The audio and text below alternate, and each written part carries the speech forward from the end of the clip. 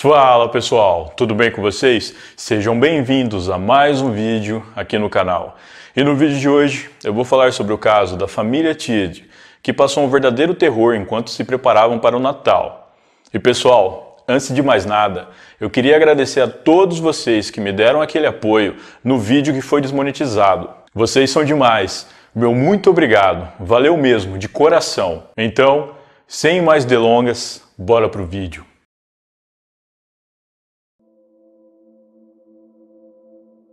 Rolf Tidd, de 51 anos, e Kay Tidd, de 49, eram casados e tinham uma cabana em Oakley, no estado de Utah.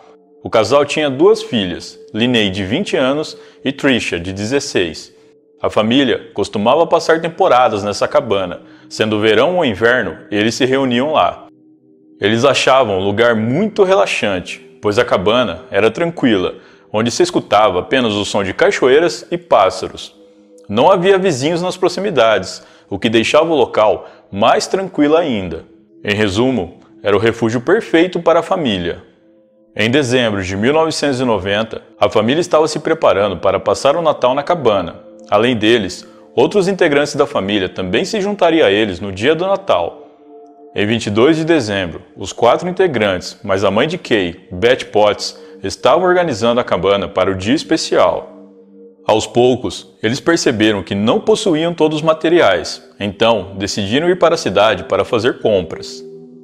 A cabana ficava localizada num lugar tão afastado de estradas que a família precisava se utilizar do snowmobile, um veículo específico para a neve, para ter acesso à cabana. O percurso era de aproximadamente 3 quilômetros, da cabana até o local onde eles costumavam deixar o carro estacionado. Após terem finalizado as compras na cidade, eles retornaram para a cabana. No primeiro snowmobile estavam Linnea, sua mãe Kay e sua avó Beth.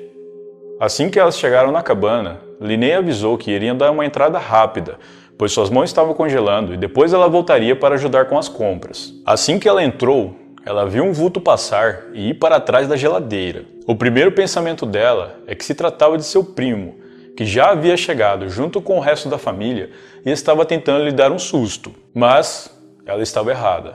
De trás da geladeira saiu um homem apontando uma arma para ela. A mãe de Linnea também entra na cabana e de imediato um outro homem que também estava dentro do imóvel aparece e aponta uma arma para a mulher. A mulher, confusa e assustada, pergunta o que era aquilo, o que eles estavam fazendo ali e o que eles queriam. O segundo homem apenas olha para ela e atira. Kay cai no chão enquanto Linnea observa a cena aterrorizada. Beth, a avó da jovem, entra na cabana e também é baleada logo em seguida. O silêncio toma conta do ambiente e nesse momento Linnea lembra que seu pai e sua irmã estavam a caminho da cabana. Ela lembrou também que na casa havia um carro e que a chave ficava na própria garagem. Linnea começou a pensar em como ela poderia tirar os criminosos da cabana e assim salvar a vida de seu pai e dos outros familiares. Nesse momento, ela ouviu o barulho do outro snowmobile se aproximando e percebeu que já era tarde demais.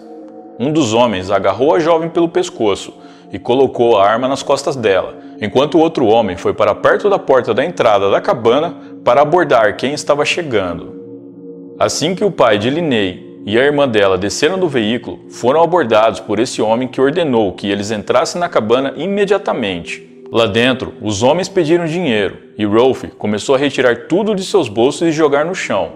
A soma de todo o dinheiro que ele tinha naquele momento era de $105. Rolf implorou para que eles pegassem o que quisessem, mas que não machucassem a sua família.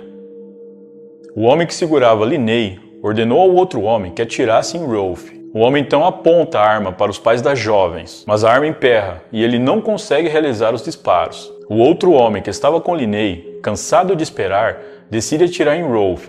A arma falha 2 vezes, mas na terceira ela dispara e acerta o rosto de Rolf. As jovens não faziam ideia do porquê aquilo estava acontecendo.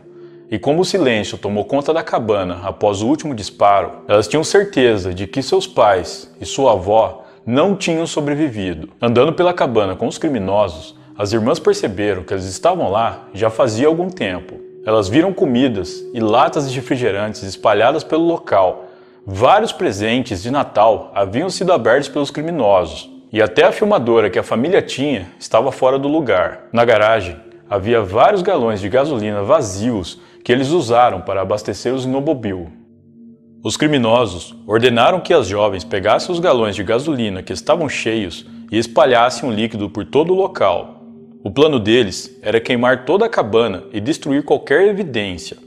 Eles ainda pediram para que as meninas carregassem os snowmobile com as coisas que eles queriam levar.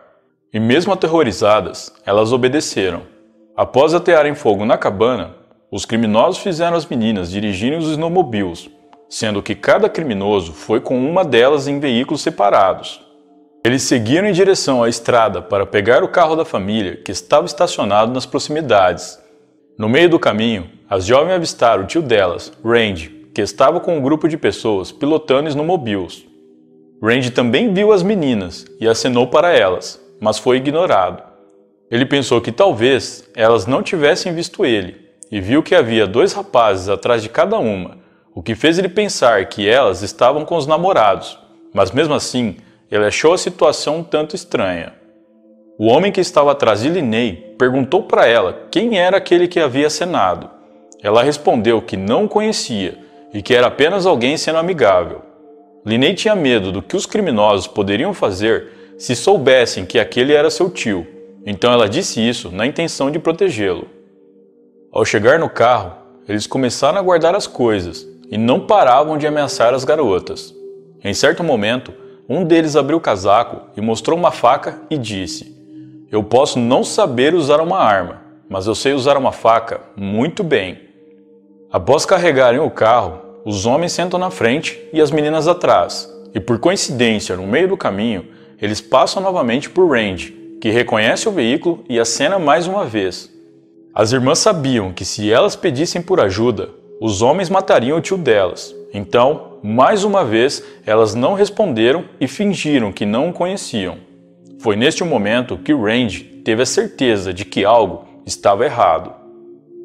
Cerca de 1 minuto depois, um novo snowmobile apareceu e se aproximou do local. Randy percebe que a pessoa que estava pilotando não usava nenhum tipo de proteção contra acidentes e contra o frio. Ao se aproximar, Randy percebe que quem pilotava era um homem, cujo rosto estava totalmente inchado, a ponto de mal conseguir abrir os olhos.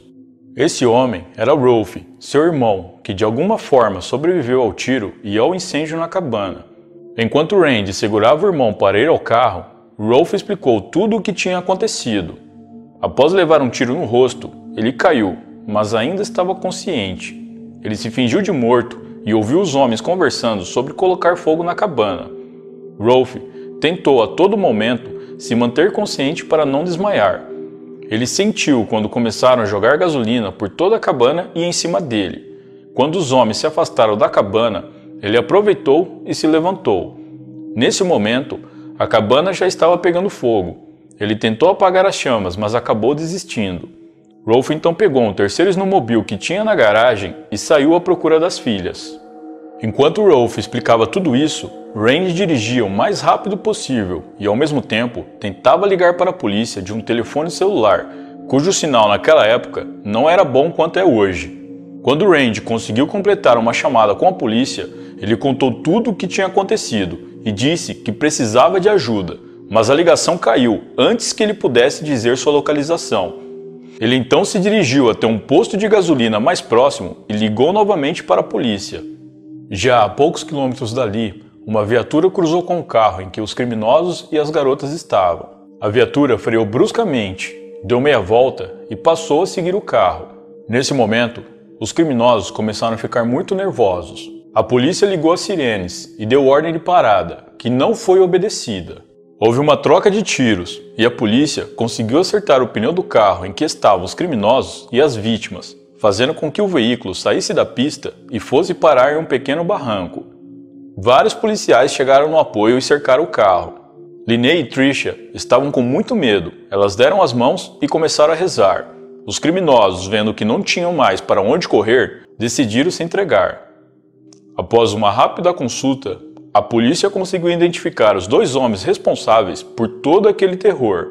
Eles eram Von Taylor, de 25 anos, que tinha várias passagens pela polícia, e Edward Daly, de 21, também com várias passagens, cuja última foi por incêndio criminoso.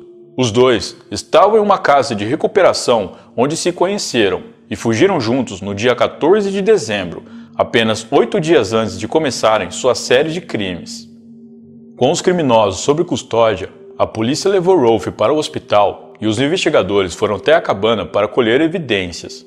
Joseph Ofer, investigador responsável pelo caso, disse que a principal preocupação em um caso como esse é resgatar alguém rápido e, em segundo lugar, se preserva as evidências da cena do crime.